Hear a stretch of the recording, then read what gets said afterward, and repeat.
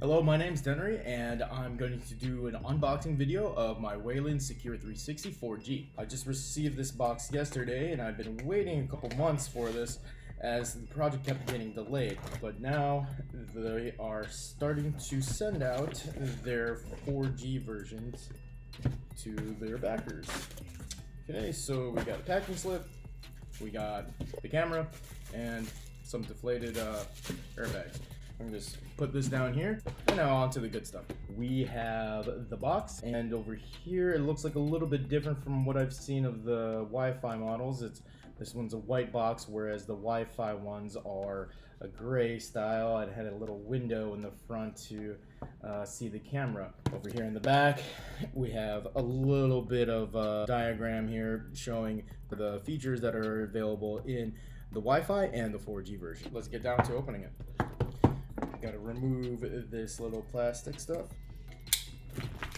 Alright, pretty nice looking box. Waylens has a white and orange theme going. This is going to be some instructions, terms using this product. You know, you got to read this and check the box. We have an installation guide showing, hey, we got brand new product. I'll put this aside and take a look at this. So remove this top part. As you can see, it has a little case for the camera. I'll take that out in a little bit because there's some other stuff in here. We got some security stickers to put on your car to let other burglars and other bad guys know that you're being watched. And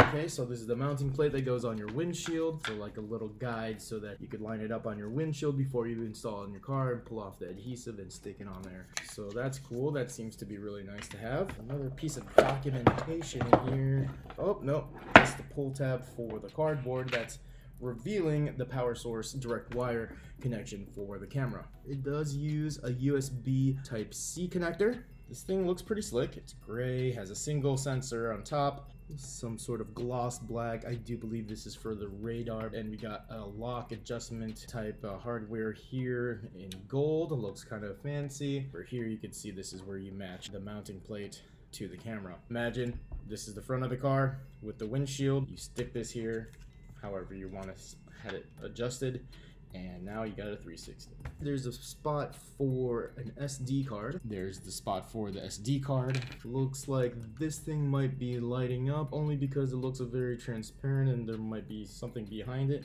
I do have another 360 camera, single sensor, similar to the Secure360. This one is a 360 Fly 4K. It's pretty good. I might do a review on it later. I have been using this as a secondary dash cam. I did have a cheap Amazon $50 dash camera in my car, and supplemented with this I used to do some videos, as you can see in my channel. One of the ways that I have it pointed is that I have it pointed down, which I like because you get to get a view of everything. You get a view of the driver, you get the view of the passengers, and everything in front of you and behind you. As you can see also in my autocross videos, is that I like to have it pointed down because that's where all the action is. If you have the camera pointed up, even though it's a little bit easier to mount and maneuver and use, you get a lot of video with the sky. In actuality, there's not much action going on.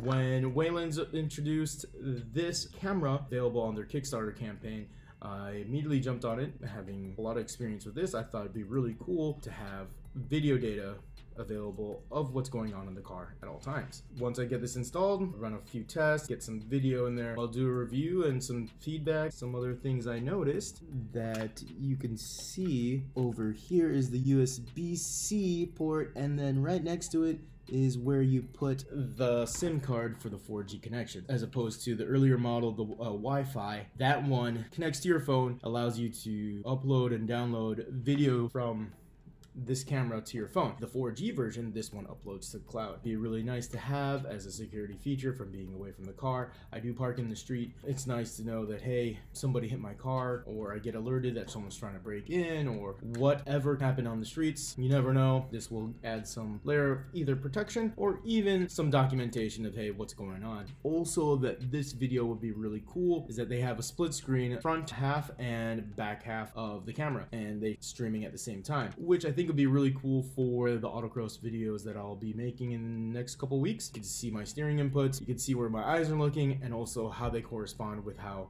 the track or the cones are laid out. Overall, I'm pretty excited to have this. I know there's something else I want to say about it. One of the things that I'm worried about with this camera, Waylens does suggest that it has its lens pointing up, opposite of how I normally have my other 360 single lens camera positioned in my car. We'll see how that goes. They say that it's because of how the radar detects movement, it makes it less effective. Optimally, this is the better view for security. You get to see what's going on everywhere inside the cabin rather than just people's heads. I do already have a dash cam in my car. It so happens to be the Waylens Horizon. I purchased this one, the Waylens Horizon. I did win through one of their sweepstakes, and I use it, and I really like it for track days, spontaneous things that happen on the road, and it just gives back a lot of feedback of what's going on during your drive. You could also see in some of my other videos with the autocross mixing in the Waylens Horizon data and 360 video that I have mounted on the outside of the car and see how that corresponds. I like what Waylens is doing with their products. I think one of the biggest challenges is software that goes with the Secure360. Hopefully it's a little bit better than what I've experienced with the Waylens Horizon. I can also do a comparison with the Waylens Secure360. I think the only thing that's going to be holding back this product from being something really great in the near future is going to be its software. Hopefully they're not just a hardware company that's concentrating on sensors and how cool everything looks, but also the supplemental software to make it much more functional, much more usable, and much more friendly. I hope you enjoyed the video, get to see anything you wanted to see. If you have any questions or you want to see a little bit more in detail of what the camera's like, let me know. See ya.